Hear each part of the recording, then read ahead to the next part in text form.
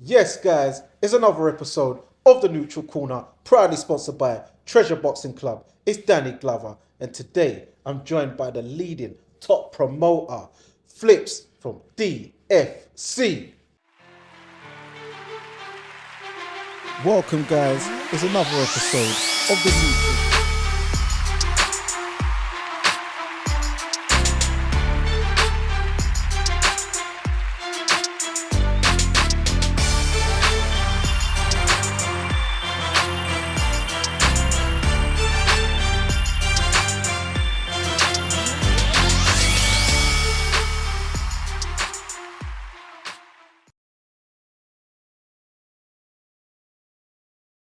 So yes, what I mean. I've even got the glasses on today. We're gonna have a real good, intelligent conversation. Yeah. I mean, so people know more about the promoter Flips and what he does, and yeah, we're gonna also talk about the latest and greatest within and around the boxing and combat world. So first things first, let everyone know sort of like where you're from, what's your background. So basically, I'm from Southeast London.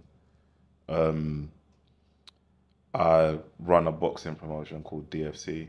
Um, I've come from more of I don't want to say I've come from that sort of background, but a lot more people know me from like football, Okay. from my time with SE Dons. And off the back of that, we built up DFC. It's kind of taken up a life of its own. And yeah, we've done 9 shows. And I'm privileged to be sitting next to the voice of DFC, the lead commentator on DFC. Honestly, Thank you. I don't think there are a lot of people who don't get the credit that they deserve out of DFC, and I feel like you're someone who legitimizes us in a big way because you wouldn't be involved in any Mickey Mouse sort of boxing. No. So I just want to say thank you for being a part of it. Like even the other day, I bumped into Spencer Fearon in Royal Resistance, yeah. Yeah. And I was showing him DFC, and I was like, oh, Danny Glover commentates on DFC. It's proper, it's proper. So honestly, you give us so much credibility. So thank you, man. Yeah, no, that's cool. Big up to Spencer. I mean, he's the original master. I mean, the master knowledge. Tunde being the master genius, and myself, Danny Glover, the master aficionado. Master aficionado. So yeah, man. No, it's a privilege and honor to be chosen as the lead commentator for DFC. And yeah, Thank you, I believe in the brand. I respect what you're doing and what the company's about, the integrity. So Thank that's you, why I'm man. involved in it. Thank you. But yes, talking about like your background, you're from Southeast London. So what's your heritage? Are you like I'm from Sierra Leone. okay? Yeah, I'm from Sierra Leone. Both parents from Sierra Leone. Yeah, all the way through like great grandparents, great great grandparents, all from Sierra Leone. What part of it? Freetown. So Okay, so I'm a descendant of the slaves, like direct descendant the from the slaves. Maroons from like The Nova Maroons, Scotia. yeah. Oh, Okay. we say you know about the Maroons, I yeah. forgot my nanny who's still alive. Obviously, my family are Jamaican, Yeah. but she's from the Maroons in Jamaica. Like Okay. Nanny of the Maroons. I don't know if Yeah. you heard about No, them. no, no. Yeah, where they fought like the British and stuff like that. Okay. And yeah, it was doing very warrior like people. So, yeah, I know about all that stuff. Yeah. You know what I mean? So yeah, you've kind of have a claim to being FBA also because your family would have started out in America originally on those Oh, is it? plantations. Yeah, because then how you guys got free and sent and brought back to Freetown in Sierra Leone and also those in Liberia, you got asked to represent Britain Okay. in the Civil War against in America where it was that Oh, yeah, divide. yeah. And then for that representing, you got I didn't know the two incidents were connected. I didn't know that the Civil War was connected to slavery. Okay, yeah, that's Because nice. it was some who wanted to keep it, and there's some who wanted to, and also Britain wanted to break away from America because it was all before it became the United States. It was it was like the North and South divide. It was it was a lot going on Okay. in them times. You learn something new every day. That's Yeah. nice. So okay, all right. So then so what part of Southeast London? What part of like? Okay, so I grew up in the Greenwich borough. I'm from like the Kidbrooke area. Okay, Ferrier. The Kidbrooke. Nah, yeah. Nah, You no, didn't want to claim him. nah, I'm from the Kidbrook area, and I never actually lived on Ferry. I always lived down the road from Ferry. What, like more Samuel Montague area? Yeah. So Okay. just off the Rochester Way and that. So like the next turn on Rochester Way after Broad Walk, which went up to Samuel Montague, was my road. So yeah. Okay, so what was life like growing up around there? It was what it was. Like you see with me, yeah, my life has kind of always been different compared to other people from similar environments. Yeah. Because you know, you hear the cliche stuff in boxing, oh, boxing saved my life. I was going down a bad path and all of that. And while, you know, being a young man growing up in South London, you're always going to be up to some mischief. Definitely, yeah. Yes. But I always felt as if I've always been good with my words, so there isn't a situation I can't talk my way out of. Okay. So Well, yeah, that helps. yeah, With the current, you know what I mean, current occupation. yeah. So So yeah, it was sweet for me to be fair. But yeah, you make alliances and friendships with different sorts of people with from different walks of life and stuff like that. And yeah, it's just always been calm for me. yeah. So what schools did you Ah, attend? so I went to I went to 5 primaries and 4 secondaries. 5 Yeah. primaries. Okay, so you didn't want to do the cliche, but so what happened with So, these 5 primary schools? so okay, so the 5 primaries, yeah. Okay, so I like okay, so my first place where I lived was in Peckham. Okay. I lived on North Peckham Estate till I was 7. Yeah. So I started nursery, but I could read when I was 2. Like it was mad. So I used to bite people in nursery. Yeah, All because right. they were teaching me stuff I already knew. So I had to start school early. Yeah, I started reception at the age of 3, but the only school that would take me was a stage school. Okay. So they had me doing like tap dancing and shit. And like my mum was like, nah, not my son. Because obviously I'm from a single parent household, and my mum was like, she knew there wasn't like a dad present in the house. So she was always like, you have to be a man. Like she doubled down on it. So I went to a stage school called Bright Sparks at the age of 3. Then at 4, when other schools would take me, my mum moved me to a school called Ickfus, but I had to do reception again. Then I went to Gloucester on North Peckham Estate, Okay. Gloucester Primary School, and then we moved houses to Bermondsey, so I went to Tower Bridge School. But she wanted me to go to Sir John Cass, but there wasn't a place in Sir John Cass initially, which is why I ended up at Tower Bridge for a term. Then I Oh, went to Sir John Cass, so that's 5. And then in secondary school, I went to St. Paul's Cathedral School, but that school ended in year 9. So then I went to Portland Place, but Portland Place was up London, and I would always be tired coming home from school and stuff. yeah. And obviously, them times I was in year 9, so I'd always stop off at Hamleys because Hamleys was on the way home. I'd go in there and play PlayStation, you Yeah, know. yeah, yeah, yeah, yeah, yeah.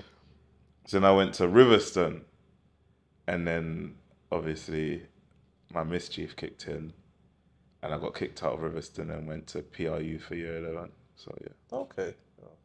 Oh, yeah. That's sounds very, yeah. Yeah, It's a lot of there's a yeah, lot to take in, that, there is. you know, a lot of moving. But I think obviously you see with schools, yeah, Yeah. like a lot of your long-term friendships are made in your school days. Yes. So I think that's where I learned to kind of navigate and deal with different sorts of people and make a lot of friends, and yeah, that it's kind of helped me with my social skills in life in general. So Okay. So what type of student would you say you was? Was you like a more academic student? Was you more sporting student?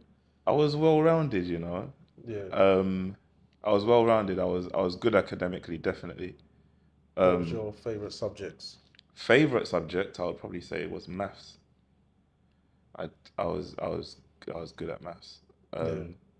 But I was kind of sporty, But you know what it is? You see, when we like, especially with guys here, when we talk about sports here, there's a Yeah. lot of revisionism. Like people are convinced that they were the man at sports in school. Yeah, like you know what I mean. Yeah. Whereas you see with me, I was all right. Yeah. Like, I could do a bit. You get Yeah. what I'm saying? Yeah. I was fast. I was fast.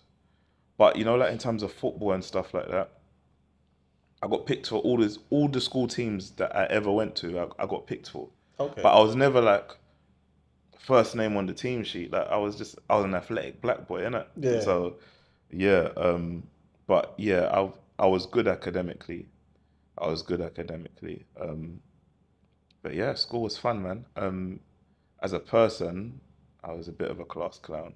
Okay. Like I would never be in the middle of the trouble, but I would have had something to do with the starting of the trouble, if you get what I mean. Yeah. Like, I Yeah. was an instigator, and obviously now I'm an instigator in real life. So yeah, Yeah, I like that. I like that.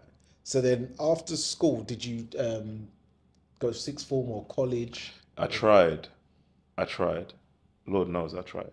Obviously, as I say, single parent household. My mom's African. She wants you to be on your books as much as possible. Yeah, was she on one saying like doctor, lawyer, engineer? Yeah, yeah, yeah. Yeah. So I tried going to a few sixth forms. It just wasn't for me. And I remember I went to you know the one that used to be in Woolwich, Greenwich Borough College, I think it was called.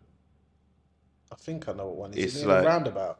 yeah, if you're coming from the roundabout where the McDonald's is, Yeah. it will be on your left. Yeah. After you've gone past the mosque and everything. Yeah. Yeah. Yeah. Yeah, so I went there for like a month, couldn't do it. And then I went to Blackheath Bluecoat sixth form, Okay. couldn't do that either. And then I went to BBA sixth form in Thamesmead. Oh, I don't know that one. So Bexley Business Academy, I went to that sixth form. And I remember like my attendance just dipped. Because you see, one thing that isn't recognized with the transition from school to college is you go from being forced to be somewhere to it kind of being at your own discretion. Yeah, optional. Yeah. So I remember I got kicked out of my last sixth form, which would have been BBA, I think. And I remember I was talking to some girl at the time, and she showed me about some IT apprenticeship where you could get all your qualifications, and they would pay you for going. Okay. It was called Xenos. It was based in Romford. I remember before I told my mum I'd been kicked out of sixth form, I made sure I signed up for Xenos so I could say I've been kicked out, but this is what I'm gonna go do. Yeah, just say it looks like you're just transferring. Yeah. Yeah. Ginnels. So you know that one's there. So I did that, and then yeah, I went to Xenos. I completed the courses, and I built a career off the courses, off the qualifications I got from that. So Okay, what was it you studied? so it was an IT apprenticeship. I got like CompTIA A plus, N plus, MCDST, ADITP, yeah, and a couple more IT qualifications. So it was just basically learning IT support, and I've kind of just climbed the ranks Okay. in that as my career path in my day job. So yeah. Okay, that's good. So, what then? Where did your love for boxing and combat sports? When did that start with you in life? Would you say? Um, I've always liked boxing. I can't say I've always been a hardcore. Definitely not. Okay. I've always liked boxing. I mean, I used to geek out on Vladimir Klitschko's entrance with "Can't Stop" and all of that. Oh, is it? Yeah. Oh, wow. Yo, that's unique, you know, because people don't say things like that. Like Yeah, blood no. entrances. Vlad entrances, like Vlad in a stadium in Germany is a big entrance, bro. Yeah.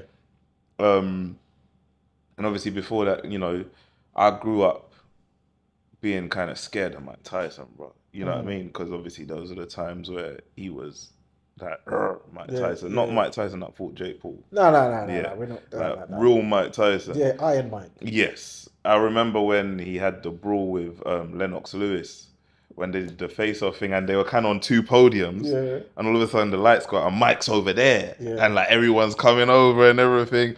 So I remember those days, but as a hardcore, I think what got me back into boxing was the AJ boom.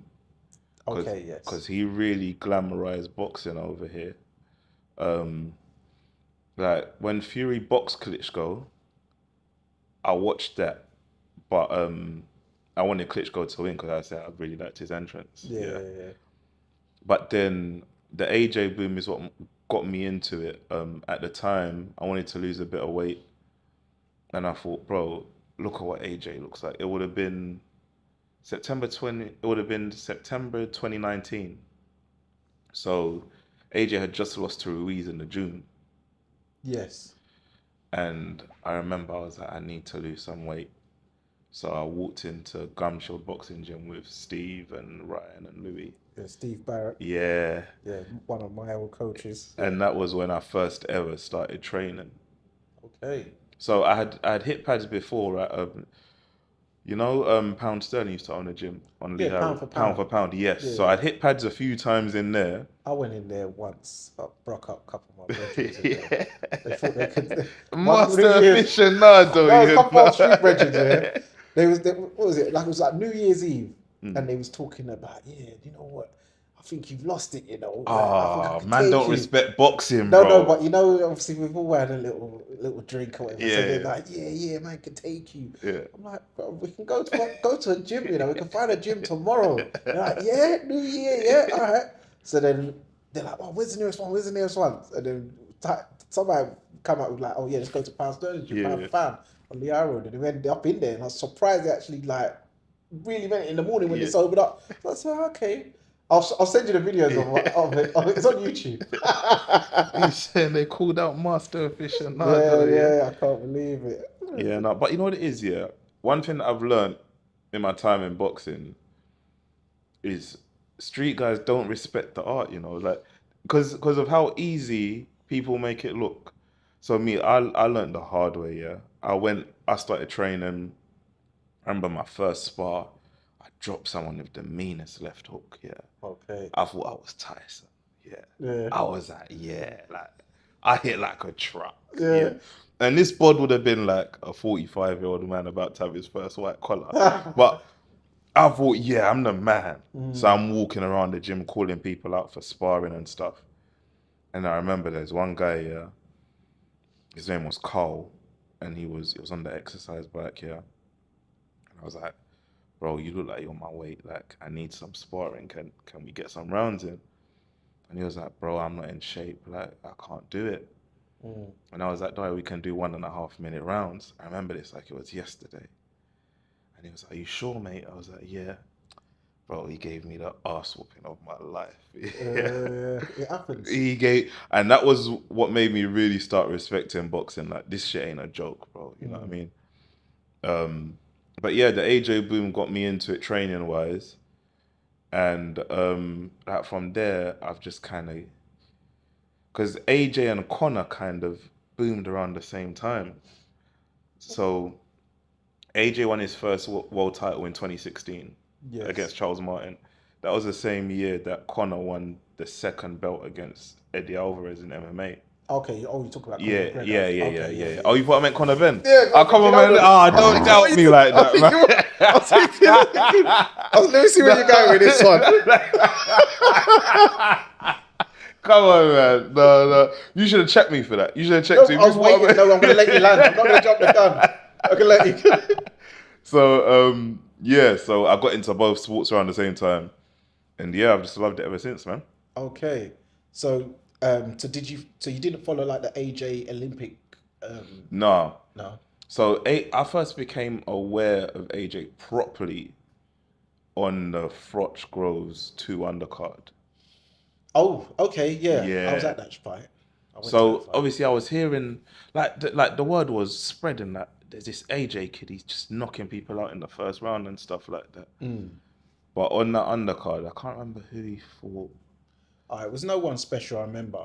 But then, like, I locked in properly for the Dylan White fight. Yeah. That yeah. was the one that got I think everyone. that gripped Yeah. everyone. Yeah. Yeah.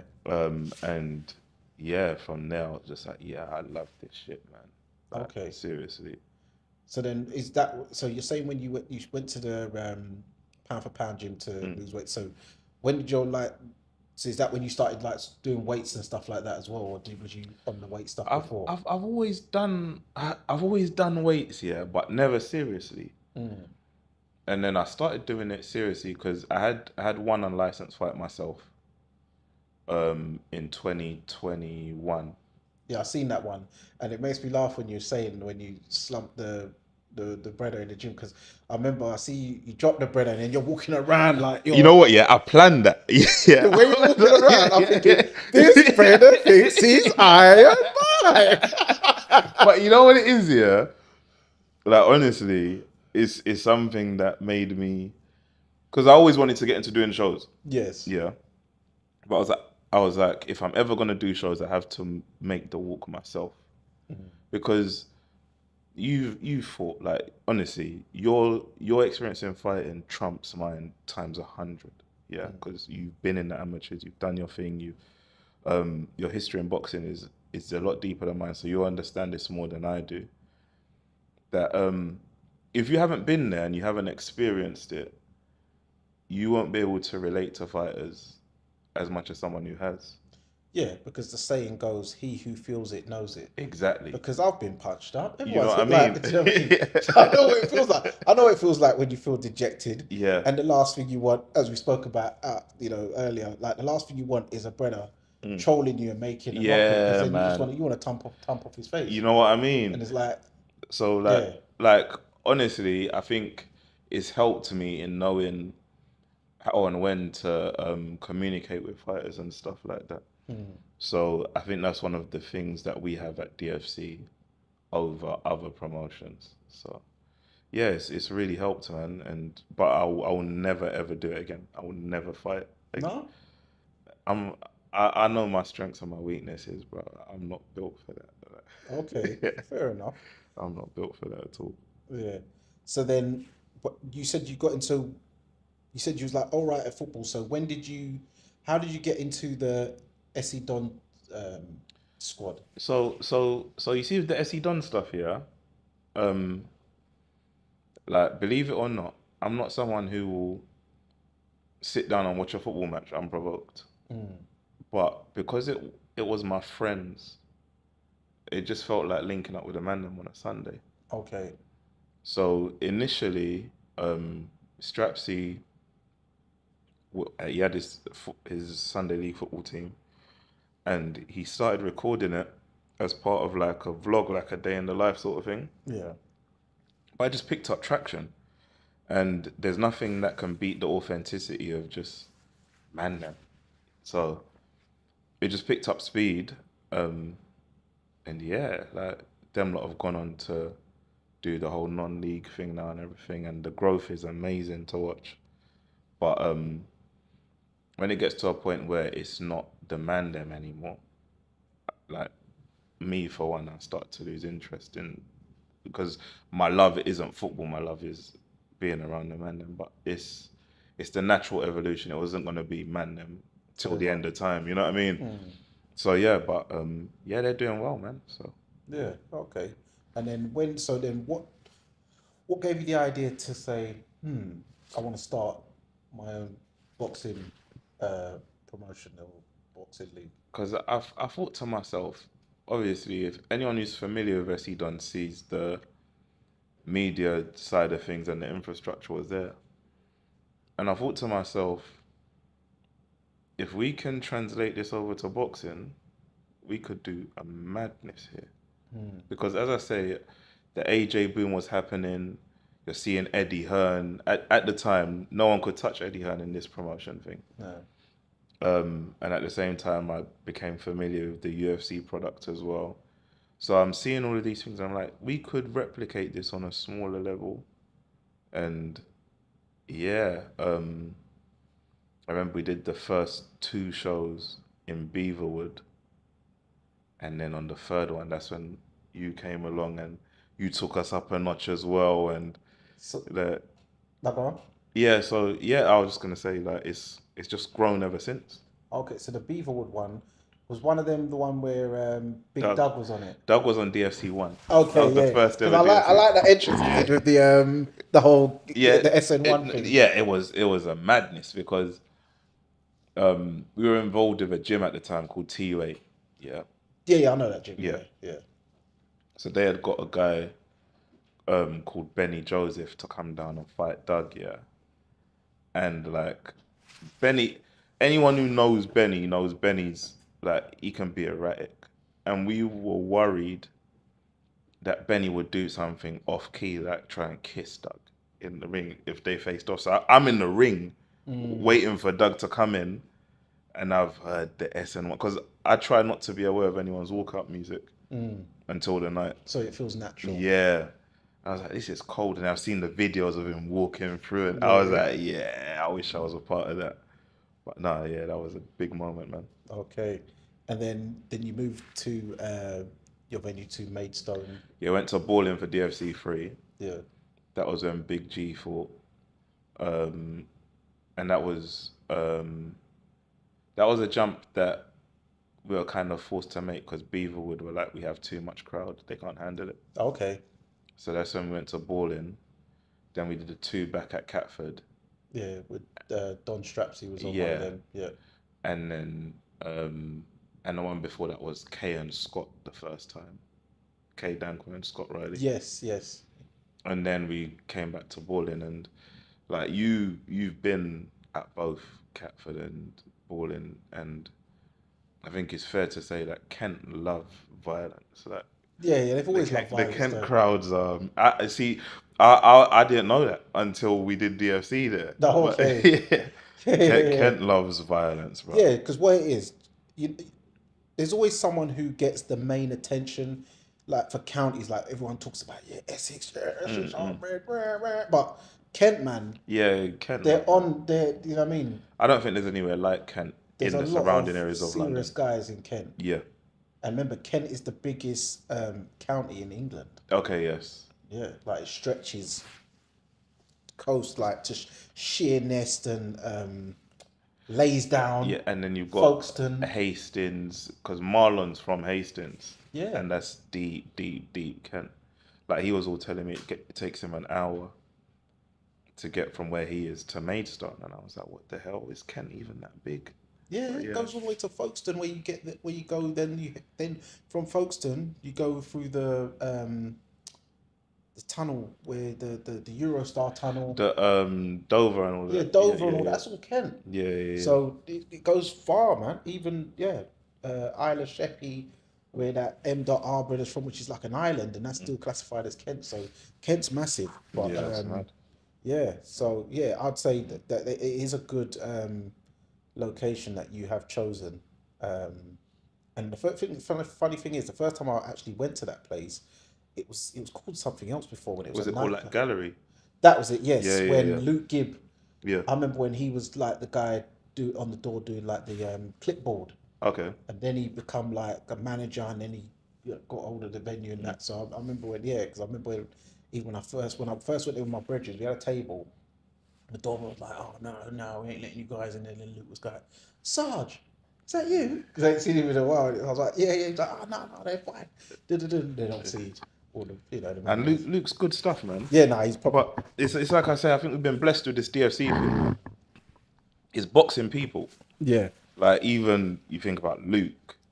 Luke isn't even involved in a boxing capacity, but he's an ex-professional. He's done his thing. Yeah. Been around the boxing circuit. So yeah. Yeah, Man. me and him, we was on the circuit together. I've been the amateurs, known him for years since we was like teenagers.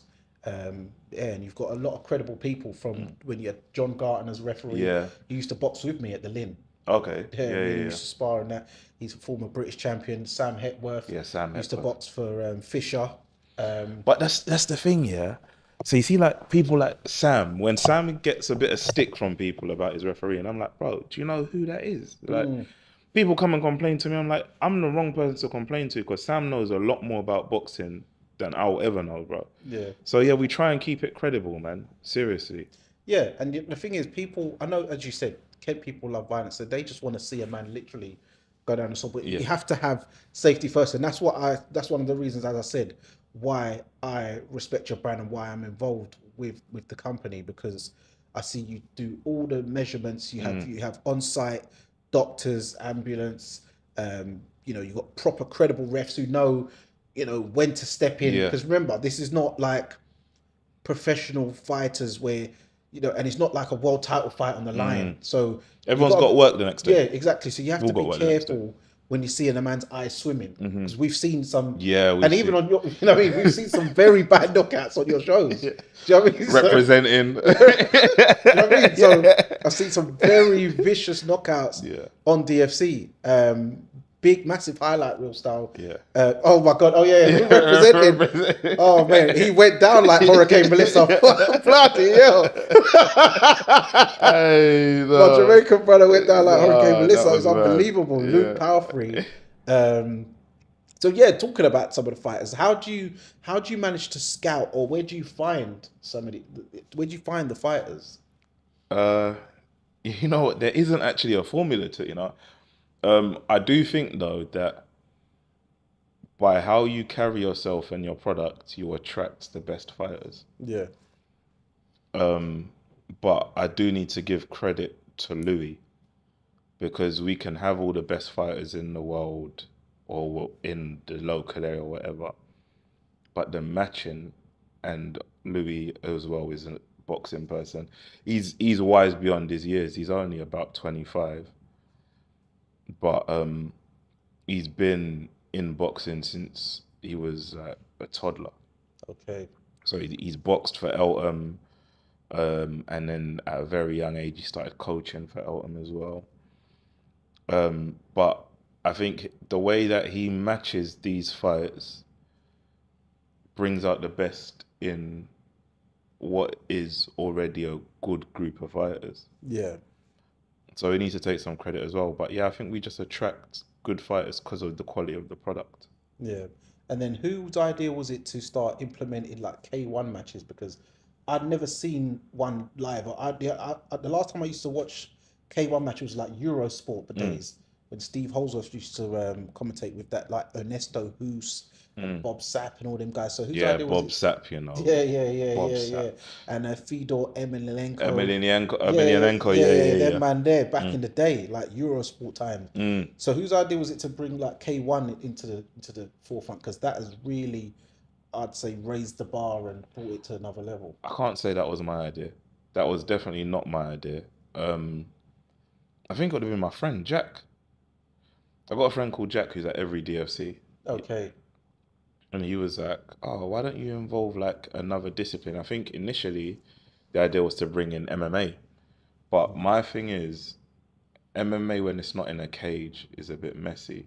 Yeah, when it's that pride style. Innit? Yeah. When it's not really, yeah. And what I wouldn't have as well is we won't put a cage and have people boxing in a cage. I've seen boxing. Like I was at a show the other week where they were boxing in a cage. Then literally, like there was one fight in particular where a guy was just getting pushed up against the cage and getting his body worked. And I thought that would never happen in a ring because they would go over. It was literally pushing him up against the cage.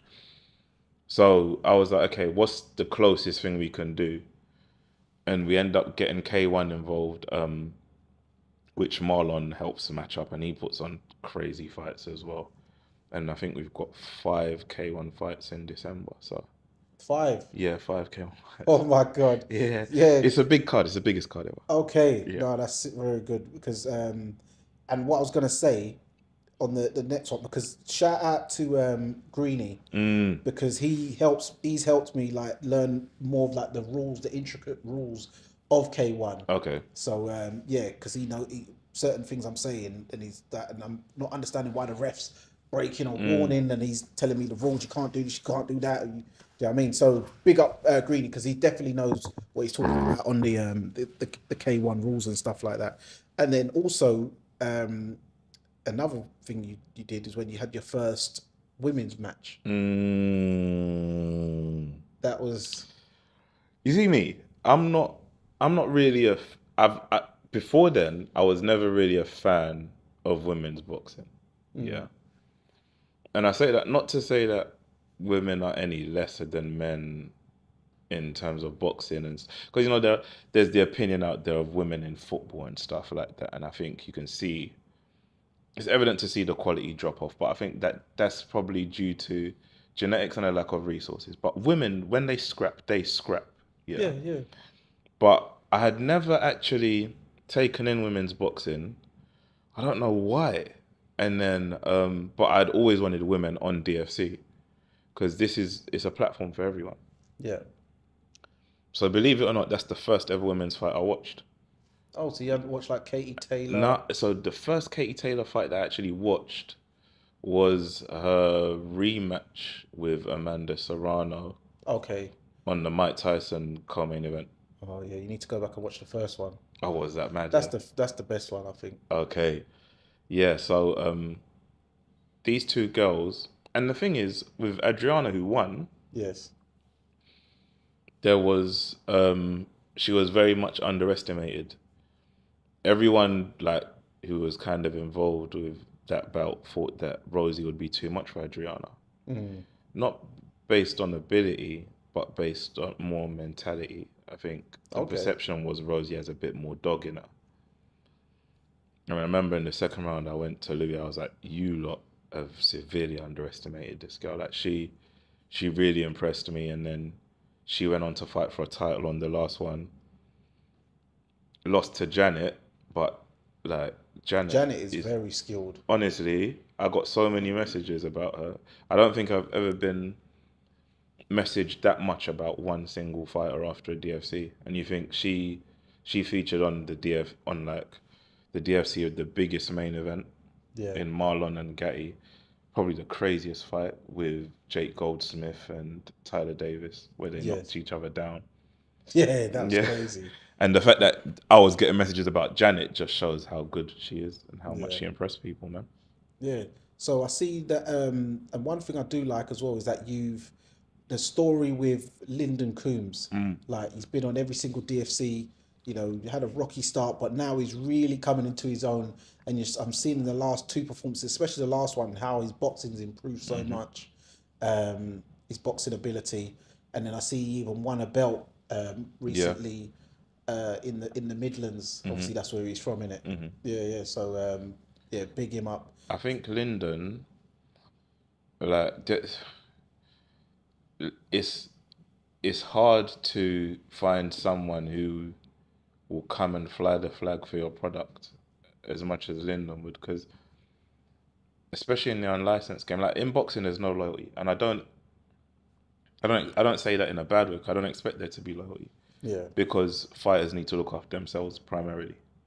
But to have someone who's fought on all 9 of our shows and is going into the 10th show is an amazing story, especially with how Lyndon's trying to better himself, and the journey he's on with his weight and stuff like that. Yeah, and that's a thing that I was mentioning on the commentary last time, that the amount of weight he's dropped, like if you go back to DFC 1 to now, is that people wouldn't realize, but if you actually go and watch a video of DFC 1 and then see him come to DFC 10, and then you'll be like, wow, like you actually see this guy. Wait, do you follow him on Insta?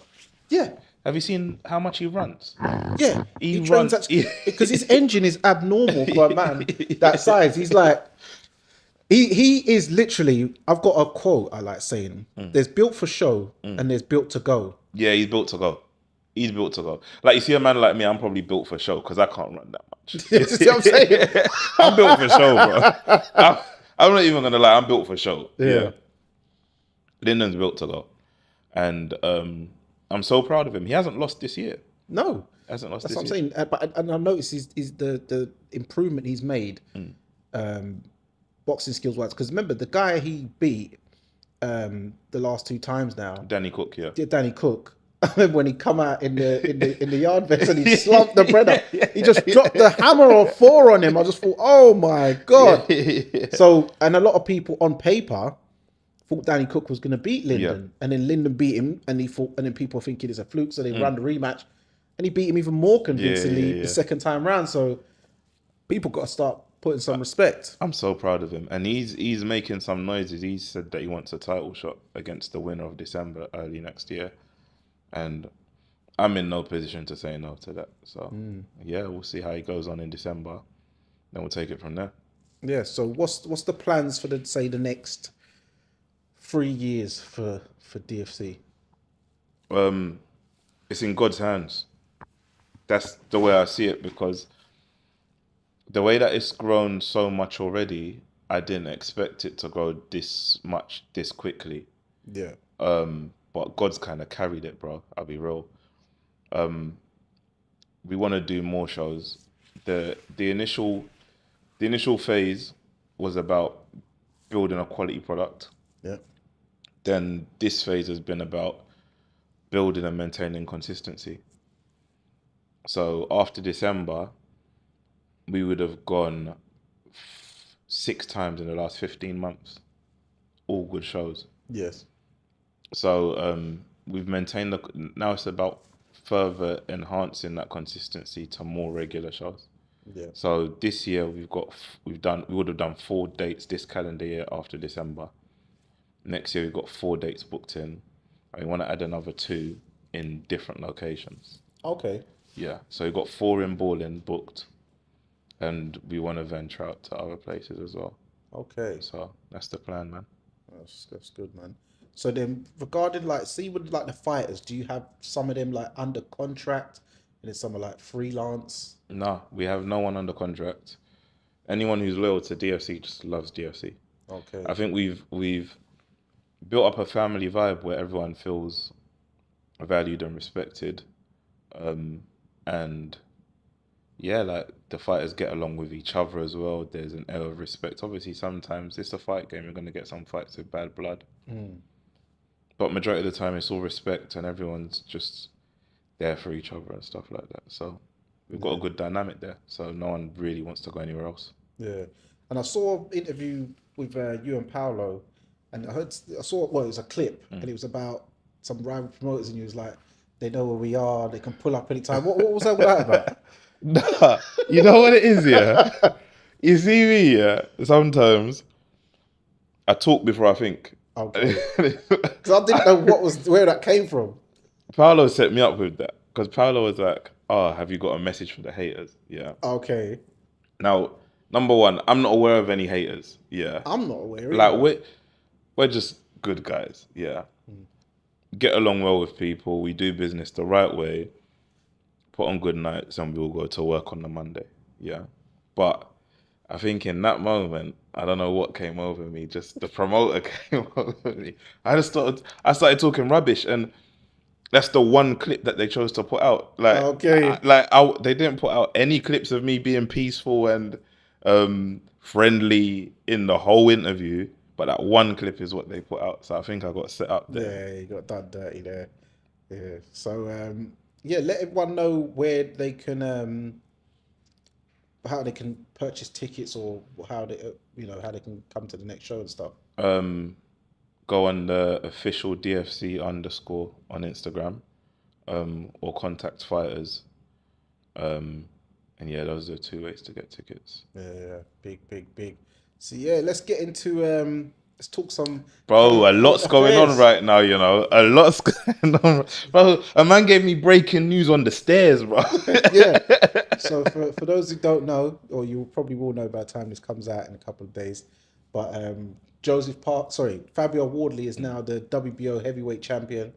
Alexander Usyk has vacated the WBO strap. Fabio Wardley, being the interim champion, has now been elevated as the full champion. So yeah, what's your thoughts on that breaking news I gave you on the stairs on the way up here? I think you can't help but be happy for Fabio.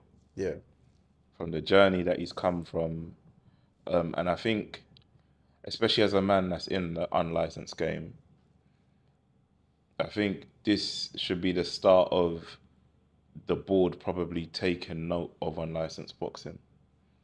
Because a lot of people, this is another thing that that we spoke about on the chat with Paolo that he never uploaded. But there's this thing where people like to refer to unlicensed boxing as semi-pro boxing. Yes. And that's something that me as an unlicensed boxing promoter, I don't really agree with. I think it's disrespectful to the professional ranks, first of all. And while And I think it's disrespectful to the amateur boxers. Do you know why? Because I remember when I was boxing amateur, and you'd get these guys, oh yeah, mate, I'm semi-pro. I'm like, so what do you think you're higher than above, me? yeah, Above yeah, us? yeah, Do yeah, you know yeah, what I'm saying? yeah, So yeah, that used to yeah, rub me yeah. up the wrong way. Yeah, yeah. When they used to, when they used to do shows in Coronet. Yeah. Elephant and Castle. Yeah, Elephant yeah. Castle and Caesars and things like that. Go, yeah, I'm semi-pro. I'm like, you're not. Yeah, no. I don't agree with that. And a lot of people refer to us as semi-pro. And while I appreciate the effort to probably separate us from people who put on rubbish unlicensed shows, the fact of the matter is, no matter how much we dress it up, we're still unlicensed. Yeah. I do think that with the growth of the unlicensed space, the board need to get involved. Do you know what? I was actually, that's the one thing I wanted to talk to you about, because I saw a post, I was literally trying to find it today, but I remember I was on either Twitter or Instagram, and there was a thing by England Boxing where they were saying any fighters who have been boxing on any other type of organizations, I mean unlicensed stuff, unlicensed boxing, need to declare. And then I saw in the comment section, it was like people saying these guys want to get in on the action. Basically, they want to get some money out of these guys fighting on these other, you know. I think there needs to be some sort of governance from a fighter welfare perspective. Because because obviously on DFC we do our due diligence. Obviously, you know, we have medicals, we have the ambulance there, we have everything on site. Yeah. However, not everyone goes through that, and I think there needs to be measures in place to force people to go through that. Yes. I think only when there's some sort of governance can it be referred to as semi-pro. There needs to be some sort of quality control of the fighters and some sort of governance. I do think because of the different styles between amateur and pro, because obviously in amateurs you're boxing 3 2-minute rounds. A lot more fast paced. Yeah, it's point scoring. Where I think that there's space for a bracket of semi-pro to bridge that gap between amateurs and pros if it's done properly. But I do think, back to the original question, I do think Fabio Wardley winning a world title from a white collar stroke unlicensed background kind of pushes the cause to say, you know what, there are some talented boxers in that space. And if you come in and govern it how you should, there'll be a lot more success stories. Yeah. From a boxing point of view, however, I think it's reminiscent of AJ's rise in terms of AJ didn't get a chance to have the learning fights. As soon as he fought Charles Martin and won that world title, it was, okay, now you're at the top. You can't come down from that level. Yeah. I do think Fabio Wardley probably needed like 2 or 3 more learning fights. I think this forces him to the top and he can't kind of turn around from it now because he's a world champion. Yeah. But I don't think he wants to turn around anyway. I think he's a man who's running. He's a man who's running to the fire. But as someone who looks at him from an outsider's point of view, yeah, I do think he probably needed 2 or 3 more learning fights before he hits that top level. I'm buzzing for him. Yeah. I'm absolutely buzzing for him. I was at the Joseph Parker fight recently, and he brought down a good crowd from Ipswich, so yeah, I'm sure he'll make a lot of money with Frank Warren. Yes, Ipswich is like my second city, man. I used to be up there a lot back in the day with my boys and that going Liquid and Envy, Fire and Ice, Pals. Yeah, man, we was up there. Master Fisher. Yeah, back in my more mischievous days. Do you know what I mean? The Sarge, you know. Yeah. So yeah, I know. You know. Yeah, what was the hardest? There's quite a lot of clubs up there. But yeah, no, it was a good times up them time. But yeah, Fabio Wardley, good. Because I was even at the fight when he fought at the stadium. Yeah, against Hooney. Something Road. Portman Road, yeah, against Justice Hooney. Yeah, against Justice Hooney. So yeah, man. That's it. Zest. Anyone who remembers Zest back in the days as well, that club there. But yeah, no, I think he's going to do very well. First world champion from the East Anglia area and Suffolk County. So yeah, man, and then obviously talking about his last fight, we had with Joseph Parker. Yeah. What's your thoughts about the breaking, well, the news I broke about him Bro, having a bit of the old nose candy? I saw Fight Fan TV broke the news. Yeah, I didn't even. I thought to myself, I'm not asking no questions as long as it come from Fight Fan TV. Because you know there are other platforms that, without being funny, like there are other people who would have broke that. Yeah, Mm. and I would have been like, yeah, whatever. I would have gone to Google to verify it. Yeah, yeah, yeah. Soon as I saw it was Fight Fan TV, I said, yeah, lock it in, bro. Like that's certified news. But as a person, you wouldn't expect Joseph Parker to be on all that, yeah. But as you said earlier when we spoke about it, it made sense because his energy was more More this time, aggressive than yeah. usual from the press conference, from the weigh-in in the fight, and as he seems like a normal, happy-go-lucky guy, and it seemed out of character for him. But as I said to you not long ago, where I said, you know, you are the company you keep. Birds of a If feather. you know what I mean, flock together. And if you're hanging around man who's come Mm, out openly and mm, said mm, they don't mind a bit of mm. marching powder, then you turn into a bit of a Yeah. nosy Parker. Pardon the pun. That's a nosy Parky, you know. Yeah. So It's out of character for him, I think, but is what it is. But yeah, it's recreational, right? yes, but it's a stimulant Okay. because Yeah. when the man takes that, Then he's on go time. yeah, Yeah, you know yeah, what I mean. yeah. Then man think they can take on the world. It makes your reactions and senses more heightened to be more reactive. You know what I mean. Even when he was ducking below, he was But very erratic. they were saying that it can be used to mask things as well, like as a masking agent. I don't know about that because that it comes out of your system within 48 hours. They Okay. say so. It's like very dumb. The guys I've spoken to who are ex-boxers who, they tell me they used to do a bit, but they're saying to get caught for that, you're actually done because Yeah. it leaves your system. You could take that on the Monday or fight week and get tested on fight night. It's gone. It's because it was even if you took it on a Wednesday, it should be out of your system by Saturday night. But some people can't fight the addiction, though, man. Yeah, so but the way the tests showed, it said that he took it on the day. So he's got in. That's why if you listen to the music I put on there with Valiant, when you look into my eyes, I know me charge up. So there was a reason why I put that music there. Man, like Christopher Savage, he clocked it. So big ups. He clocked it. I always like to put a little music theme behind the story I like to usually post. So yeah, it was a bit very, Yeah, very, that's amateur from him, man. Like, very. I don't know what was going on with him. Why he would think to do that, but he's saying that he's saying he's going to try and clear his name. So we'll see what he comes up with. But if he ends up getting a 4-year ban like Liam Cameron, that's basically the end of his yeah, career. that's him done. So That's him done. He might have to go and box on like a Bieber license or something. no, because it's UCAD, so he probably won't get any fights in the UK, which is where he's made most of his money. But he can always go and fight. I guess in New Zealand, Australia. Wait, did Well, you see that? Speaking of Bieber licenses,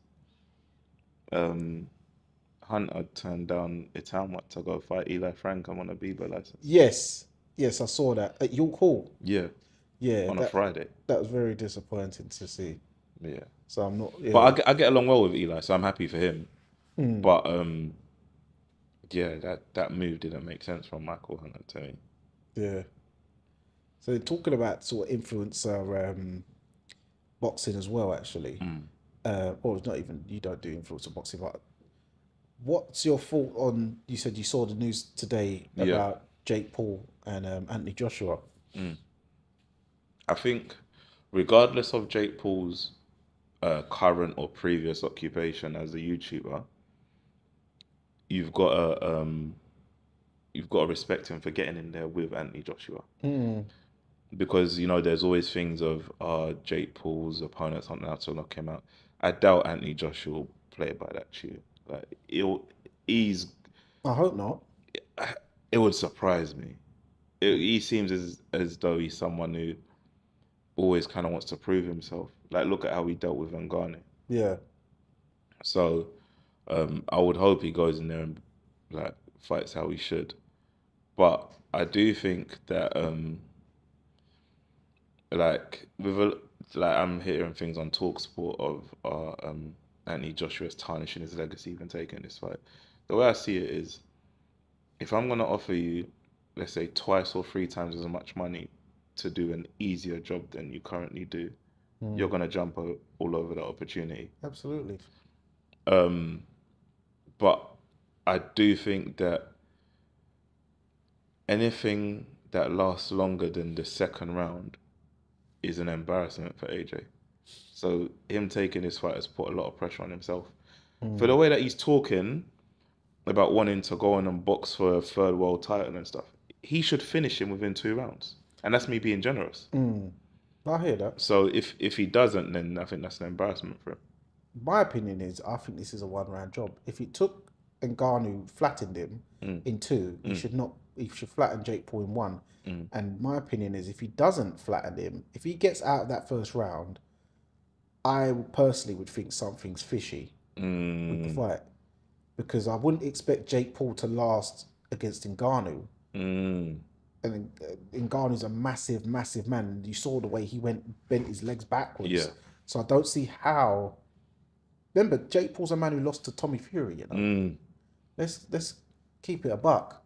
So I don't see how he gets out of the first round. But as people's talking about, because I had friends messaging me, oh, he's tarnishing his name, is a joke. Da, da. Like, listen, at the end of the day, when Anthony Joshua finishes his career and it's all said and done, he has to make whatever money he's accumulated in his career last him to the end of days, and he's got a generational kids. He can't go down Quick Fit and ask for a job, or go down I don't know, Yates. I said Yates, you know. And ask for a job on the it doors. old school, man. You know what I'm saying? I mean, he can't come to balling and ask for a door on the job. Like, you're a real old school man, you know. Man said Yates. Yeah. I used to be at Yates in Lewisham and Rising Sun in Catford. You know what I mean? But yeah, you can't come to, you know, as I said, you can't come to balling to ask for, yeah, can I work the doors tonight? You got any work flips? Do you know what I mean? He can't do that. That would be that would be tarnishing his name. So, and as you said, if you can do a job, if you know you can do a job for 2 minutes, because AJ in his head, he should be thinking, I can flatten this guy in 2 minutes. Of course. So if you're gonna get paid like 20 million to just punch a bread in his face one time, why won't you take it? I don't care if you've got millions in the bank. We've all had a good run in life and stuff, and you know, you go holiday and you have a great time. But listen, I still know I need to top up that bank account here and there. There's still bills. Course. I'm sure he's got dependents back in Nigeria and wherever that he's having to send money to. Do you know what I mean? He's got kids, and he's going to think about the grandkids. It's about generational wealth. When you're looking at people with them big, like them big wedding houses and courts and stuff like that, with them painters and themselves, that's old money. So to accumulate old money, you need to keep generating for as long as possible as you can physically possibly do. So if Jake Paul's offering you a mad bag, and you know you can whack him out easy, take the money. It's easy. And they're saying he's gonna fight in Riyadh in February. Yes, because I heard rumors about Ghana in February, but it might be Riyadh. So whichever way. Yeah, Turkey mentioned it on the broadcast on Saturday. He said Riyadh February, and then he said he's gonna try and make what I assume is the Fury fight, because that biggest fight in British history in September. Okay, yeah, that would make sense. Because I've seen some videos of Fury training with his dad. Okay. On the pads, so he's keeping himself, you know, keeping the metal oiled, shall we say? Like, he ain't just. I imagine he's having a few beers, but he's still training. I imagine. How do you think that one goes? At this point in time, if AJ has this fight with Jake Paul, 1 in February, by the time it gets to the Fury fight, he'd have been more active. Yeah. And I think he would put himself in a more advantageous position to get the victory over Fury, in my opinion. I want AJ to win, man. Just because of how Fury's messed him around, man. Yeah, and I'd want AJ to win as well. Yeah, because it seems he has been ducked. Even when I was thinking that one time that it was AJ and Eddie Hearn's fault with the Wilder thing, but then lo and behold, when you actually do some real research, you see it was Wilder's handlers, the PBC lot, and Wilder being naive and silly in not taking that 100 million deal to go and Yeah, to fight. go box on the zone. I think it was like a 2-fight deal for like 100 million or No, it was something. one fight. 1-fight deal. One fight, and then he Jesus. went. Obviously, the rematch, whatever you get, they see how that goes, and then you can reprice up, innit? And he decided to fight Fury for a lot less. So yeah, I'd be rooting for AJ in that one, man. Yeah, no, we need AJ to win, man. And then being from southeast London, what's your thoughts on Craig Spider Richards fighting Super Dan Aziz out in the motherland in Ghana, December 20th, First in of all, Detty, December? it's a big move to take it back to the motherland. Big move. I think the push for boxing over there is something that's good to see because, I've lived in Sierra Leone for 2 years when I was younger, yeah. And there's a lot of natural talent out there in terms of all things athletic, be it football, be it boxing, anything. There's a lot of talent out there that's untapped, and I think this will just raise the profile of boxing in the motherland. So now, in terms of Craig fighting Dan Aziz, I'm not just saying this because you're here, by the way. No pressure. I do think Craig has boxed at a higher level in terms of the Bivol fight, especially that stands out. I genuinely think Craig is a better boxer than Dan Aziz. That's something that can't be doubted or even debated. Craig is a better boxer than Dan Aziz. Dan Aziz will always be tough. Dan is very old school in his approach. He reminds you of an 80s fighter with like his attire as well and his approach to fighting. But I think Craig would have too much for him. But I think at the end of the day, number one, Africa as a continent wins. Yep. But number two, we as a culture, we win. Like, man from South London are going to headline in Africa. We're going to headline the whole other continent, yeah. Whereas maybe 10 years ago, this sort of fight would maybe headline York Hall, maybe a Copper Box Arena sort of venue, or maybe co-main under another fight. But in the O2 or something. yeah, But yeah, co-main, yeah, chief support. yeah. Yeah. But like they're headlining, and I think that both men, you can't help but have respect for them in their paths that they've taken to where they are right now. I think they both deserve this main event. So at the end of the day, everyone's a winner. But I do think Craig will win. Yeah. No, as I sort of follow on from what you're saying, I think it's a really good fight they're going to the motherland to make this happen. I think it's excellent the way Matchroom are tapping in because they've always said they want to be a global brand, a global promotional company. The way they've gone from the UK market, they went over to America, started getting fighters over there and doing their thing there. Getting some Arab fighters from the Middle East and stuff like that through the Riyadh season.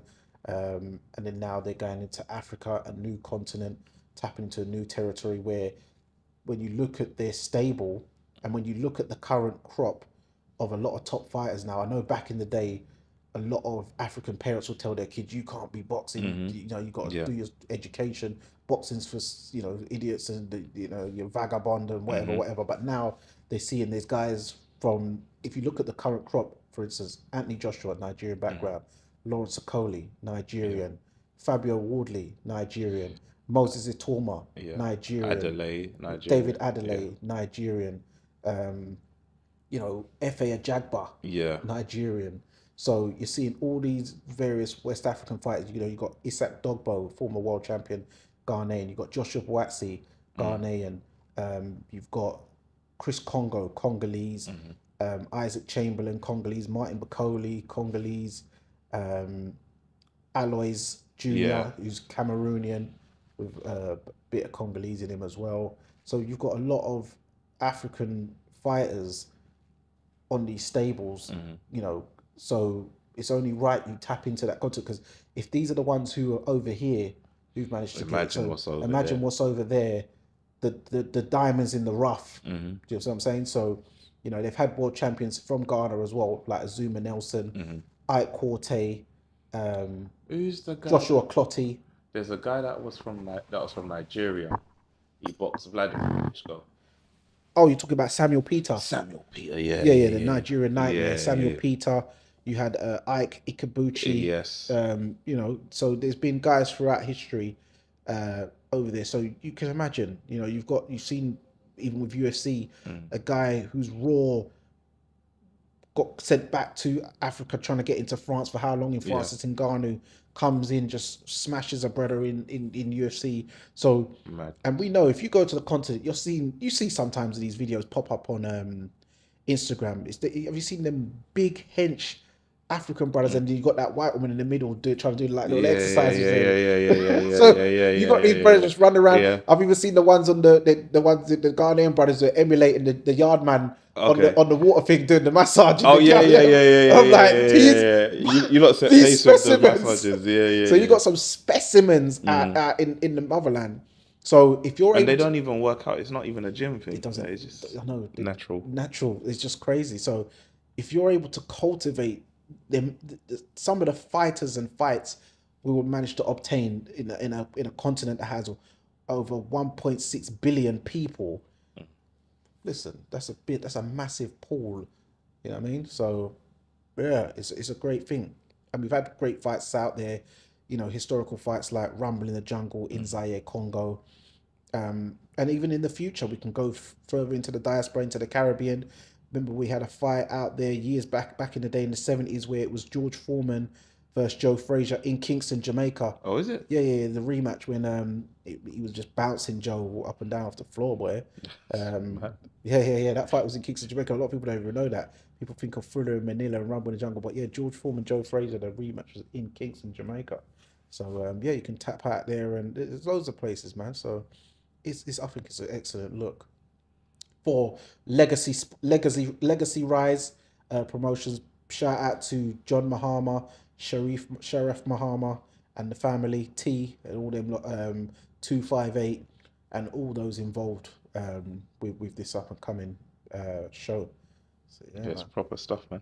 yeah. So what's can you tell us some of the fights you've got coming up for your next show in DFC? Okay, so we've got the main event is Jim Swayze versus Lee Cook in the rematch. Okay, yeah, I remember that first fight. Yeah. Jim came in unknown commodity and boxed his way to a dominant win, in my opinion. And Lee's really dialed in for this one. He's lost like 3 stone in this camp. Did he underestimate him in the first fight or something because he was like an unknown entity? Yeah, I do think so to some extent.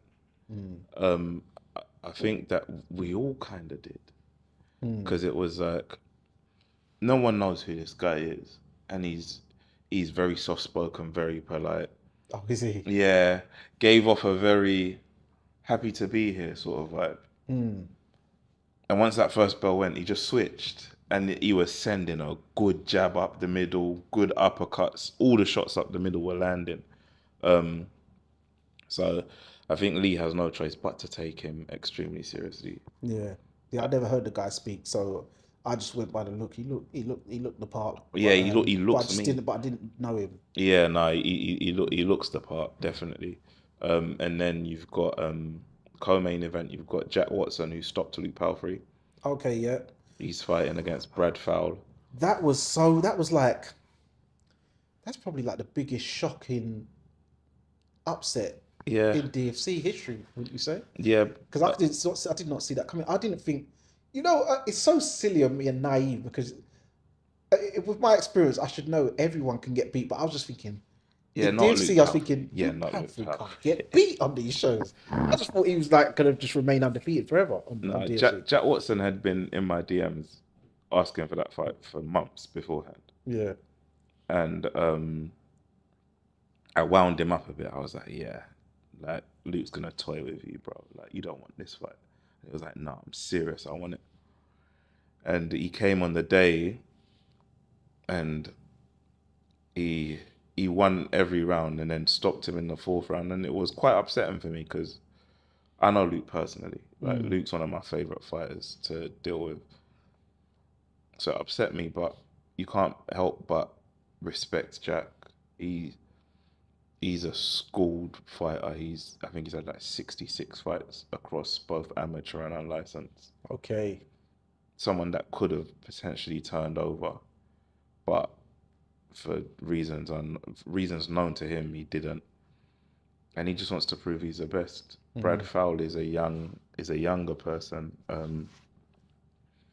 He's done a bit of bare knuckle boxing. He's done a bit of conventional boxing as well. Done a bit of K1. But he thinks he stops Jack, so it'll be good to see. And there's bad blood there as well. So are we gonna see Leon Brown on the? not December, no. No, This, I always enjoy his not entrances. December. Ah, He's got his some entrances are the serious. best. Whoever's his mixer, it's like you're in a dance. Yeah. When he's coming out. Yeah. I really wanted him to be on in December because he's someone who we all know he can hit hard. Yes. But he finally got the statement knockout on DFC 9 against Kai Trott. And I thought, now's the time to build on momentum. But obviously, real life has to take priority. So Yeah. he's going to miss this one, but he'll be back on the first show of next year. Okay. And another person I was thinking of, what's the guy's name? I haven't seen him in a while. He has got long arms. I think he's like a light heavyweight. What colour is he? Black. K Dankwa. No. Light heavyweight. Who did he box? He boxed in like definitely DFC 3. And he's black. Yeah. One take. Yeah, one take. Oh. What's happened to him? One take is he's taking a break from boxing. Okay. He's taking a break from boxing. All right. So he's okay. Oh, okay. He's gone to university. He's in law school. Yeah, he's in law. Yeah. He's in law school. Okay, I understand. You like that one? Yeah. I like, but you know what? He's got an interest in coming back, but he's got to figure out his shit first. Yeah.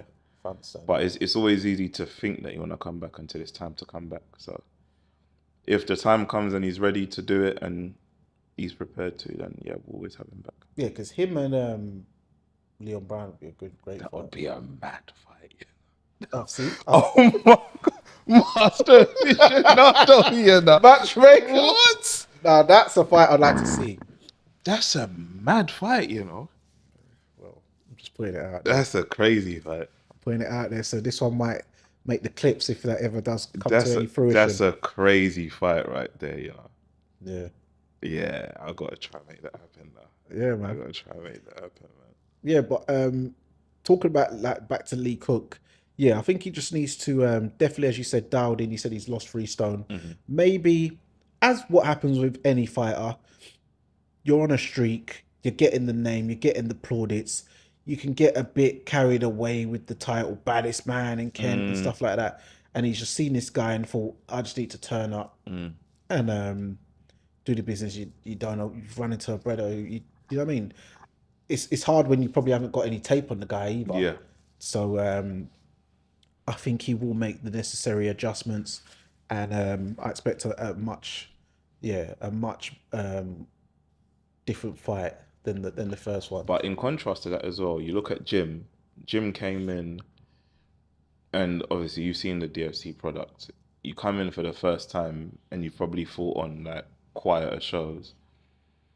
You can come in and be overwhelmed by the whole thing of Yeah, because you guys got the balcony going, and it's yeah, like like a bear pit, ain't it? exactly. Yeah. So with him, he might come into this like fully comfortable, like, okay, I'm the man here now. And it might make him better as well, which is why the fight is such an interesting fight to see who's gone away and worked hard, and who's gone away and probably got a bit more confidence, who's gone away and taken this a bit more seriously, and see how it all comes together on the night.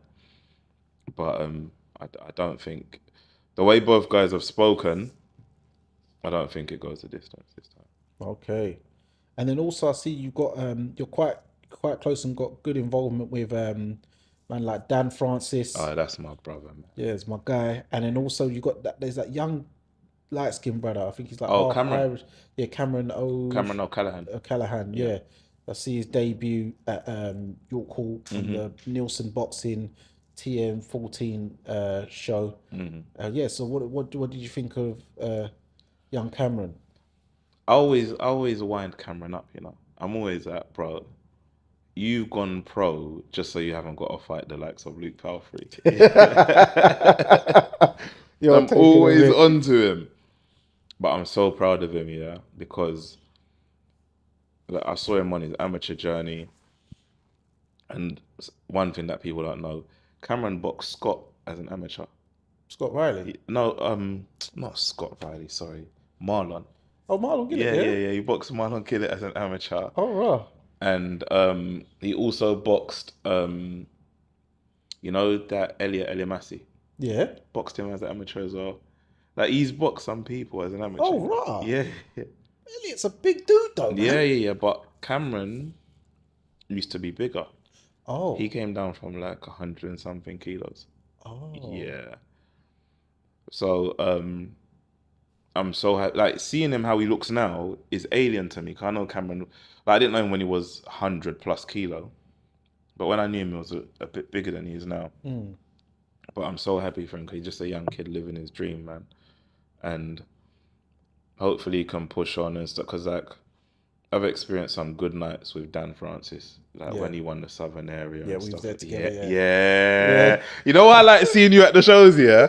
Because whenever it's a close fight, I'm just looking over to you like, well, how you got it, bro? Oh, yeah, and I gave you a scorecard, yeah. And I was spot on as well with the scorecard, yeah. That was funny. Like, you're someone who I trust, like, oh, because sometimes I get too involved emotionally. Yeah, brethren bias. Yeah. It can always take So I'm just looking at me like, how have you got it over there, bro? But I hope to enjoy those nights with Cam as well, man, because Cam's a good kid, man. Yeah, and great to see Dan Francis now signed with Frank Warren under Warren Boxing Management. With Francis Warren, George Warren and Frank Warren, the stable. So yeah, it's good to see that he's moving on with his journey. And he's been doing a bit up with you know that Barry that's in Ben Davison's gym. Yeah, Barry Smith. Yeah, so he's been training up there. So it'll be good to see the improvements. I think he's got a run out in Swindon. Okay. Next week. Yep. This coming weekend, sorry, the 22nd. And then hopefully he pushes on and gets more titles and more memorable nights, man. Yeah, so he's at the Ben Davison Performance Center. So yeah, that's with and with Barry Smith. That means he's training with Chris Congo and all. Yeah, Chris Congo and Aloys. Yeah. TKV's up there, I think. Yeah, TKV is with Barry as well. So yeah, man, that's good to see. All right, well, let's get into the penultimate round. Okay. Series of questions. You've seen how this goes. So yeah, hit that bell. All right, so red corner or blue corner? Right, you put me on the spot with that. That's probably meant to be the most simple one as Yeah, well. that's what ease you in. Come on. Red corner. Left hook or straight right? Ooh, left hook. For gloves, Everlast or Fly? Fly. Cleto Reyes or Grants? Cleto Reyes. Rival or winning? Winning. Paffin Sports or RDX? I would say I've never put my hand in a Paffin Sports glove before. No, right, to be fair. So RDX. Leon or Venom? Venom. For the boots, Nike or Adidas? Oh, I got both. Adidas. Everlast or Lonsdale? My first boots were Lonsdale, so Lonsdale. That's like the proper You sports know the world. black one, yeah. Not Sports Direct, you know. Sports World, that was my first job. In Sports World, Charlton. Okay, yeah. I was selling trainers. Yeah, Oh my God. The black ones with the white Right. thing on the side. Yeah. My boy Hollywood Josh had them as well. O2 Arena or Wembley Arena? O2 Arena. Copper Box or York Hall? Oh, York Hall. Tupac or Biggie? Tupac. Nas or Jay-Z? Jay-Z. Bryson Tiller or Brent Fires? Ah, you lost me, bro. I don't listen to that sort of stuff. Don't listen to R&B. No, I don't listen to R&B. Oh. Bryson Tiller obviously don't, innit? So, Yeah, all right. yeah. Future or Tory Lanez? Future.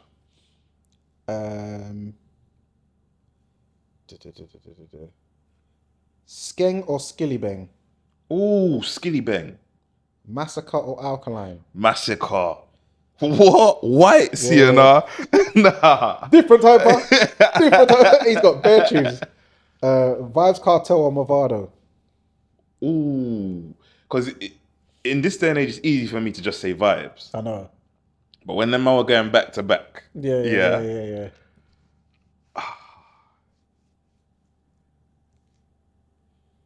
I say Movado. I was bang on hope and pray for like a You know, year. my cousin, Movado's his guy. Oh, is it? Yeah, Craig. Oh, Movado sick. is his guy. And when you think about when you're dropping a tune in a dance, you're going to get more of a madness when a Movado tune Yeah, comes on. bro. I think Movado was more of a musician. Yeah. Like, as music as an art, I think both of them in their primes, Movado was more of a musician. Yeah. Beanie Man or Bounty Killer? Beanie Man. Popcorn or Valiant? Popcorn. Steph London or Jada Kingdom? Oh, Steph. Shensia or Spice? Spice. Mr. Vegas or Sean Paul? Mr. Vegas, you know. Mr. Vegas, you know. Mr. Vegas. Oh, I'm not picking Sean Paul on some commercial thing. No. I'm talking about the... Mr. Vegas. Yeah. Mr. Vegas. Because it's easy. A lot of men come here and just say, oh, it's Sean Paul because of name brand. because You know what I mean? and his songs will pop into your head Yeah. probably instantly. But if you actually think about... Mr. Vegas. Come on. Mr. I'm Vegas. glad you said that. Yeah, Mr. That's how I know you was in the dance. Come on. That's how I know you was in the... Certain man weren't in the dance. They weren't scrubbing. They weren't scrubbing. Their hands was getting that. Move off me. They weren't. They weren't allowed that. But them man there. Yeah, But, Mr. Vegas, man. D Block or Dipset? D Block. Wu-Tang Clan or Bone Thugs and Harmony? Bone Thugs and Harmony, man. Burna Boy or Wizkid? Wizkid. Thames or Tiwa Savage? Tiwa Savage, OG. For legends, Muhammad Ali or Mike Tyson?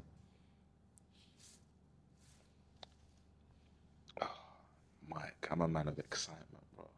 Yeah. Like, but you don't beat, like, you see when Mike Tyson first came out of jail With the Kofi. and he fought the white Franz guy. Bofa. Nah, was it Peter McNeely? Oh yeah, the first Irish brother. Peter McNeely. Yeah. And I remember, how he dealt with him, and I remember the stare down before the fight. He's looking into man's eyes, and like I just thought, bro, this is like Muhammad Ali was a great boxer. Yes. Yeah, great boxer. But you think like Muhammad, before UFC came along, whatever, the baddest man in the world was the heavyweight champion. Yeah. You could trust Mike Tyson to go in, prime Mike Tyson to go into him with any UFC fighter. I'm not so sure Muhammad Ali had that same fear factor.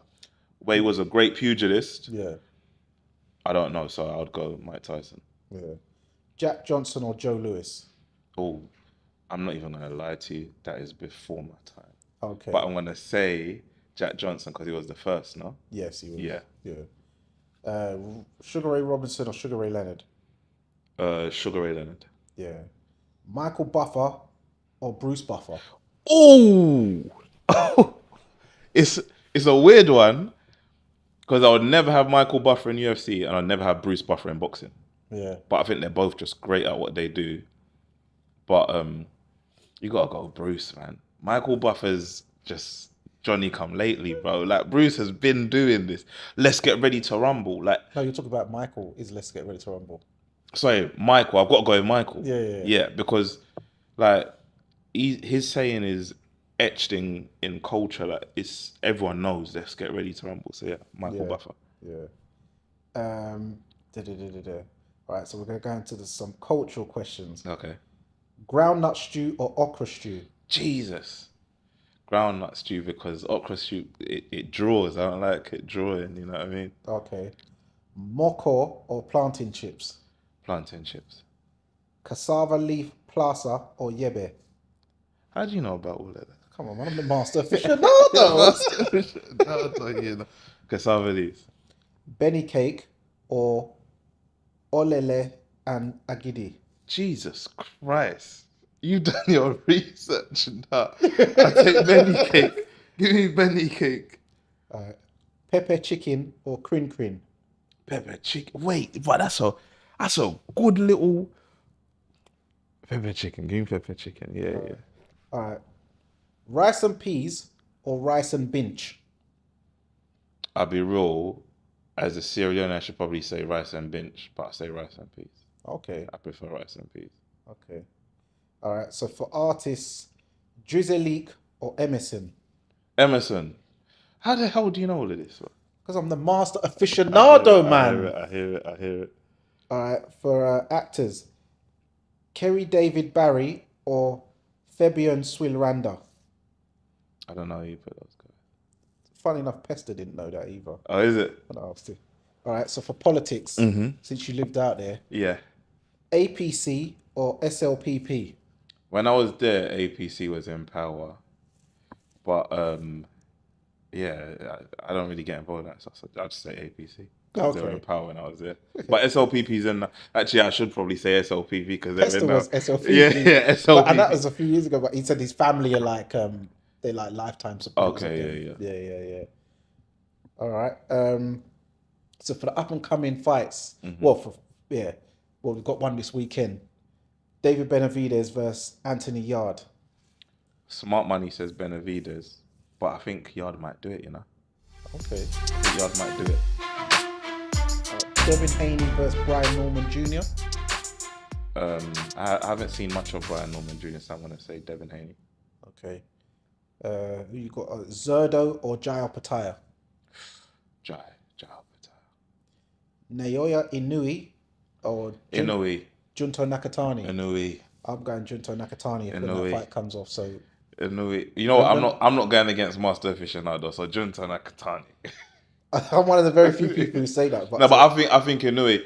But I've seen more of Inoue than I've seen of so definitely. Inoue is a serious guy. Lawrence Okoli versus Richie Riakporhe.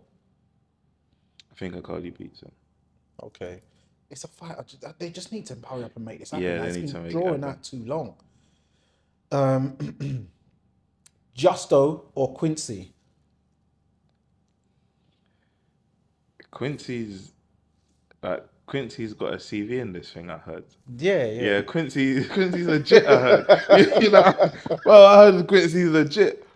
So I'm gonna go Quincy. Okay. Anthony Joshua versus Tyson Fury. AJ. Okay. John Jones or Tom Aspinall? I want Aspinall.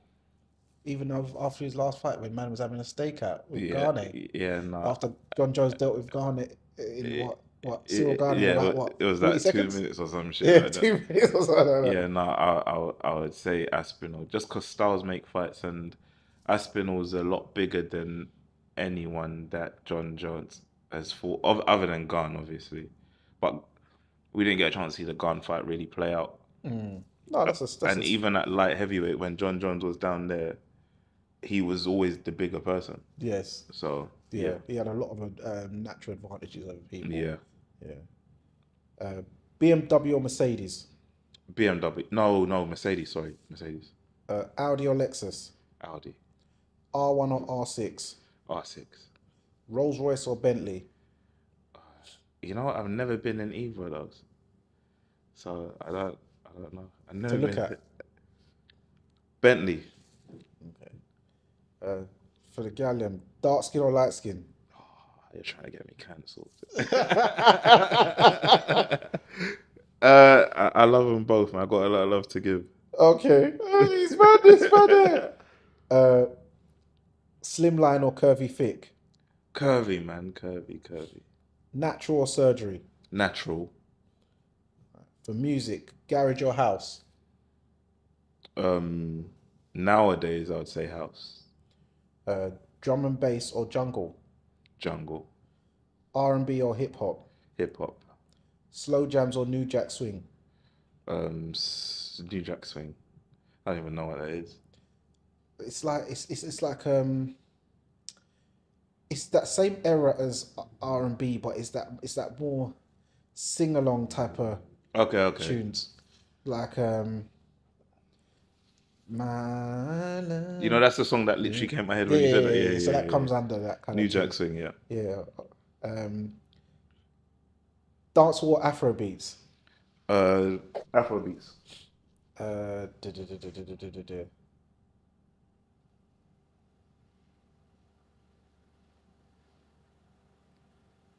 Beef patty or meat pie. Beef patty. Fanta or Sprite. Fanta. Ray and Nephew or Appletons. Ray. Magnum or Red Label. Magnum. Super Malt, Malta or Maltina. Oh, Maltina, you know. DJ EZ or Black Coffee. Black coffee. Lucozade Sport or Wow Hydrate. Lucozade Sport. Okay. I just had to look down to make sure you weren't sponsored by. Well, No. Evian or Drip Water. Evian. Oh, drip. Come on, Drip. Come on. Drip. I think that's the. Oh no, we're gonna go through the much. Matchroom or Queensbury. Right now, Queensbury. Top Rank or PBC. There's no more PVC, is there? There is, but they like hanging on a thread now. To be fair. Top Rank. And then, Boxer or Golden Boy Promotions.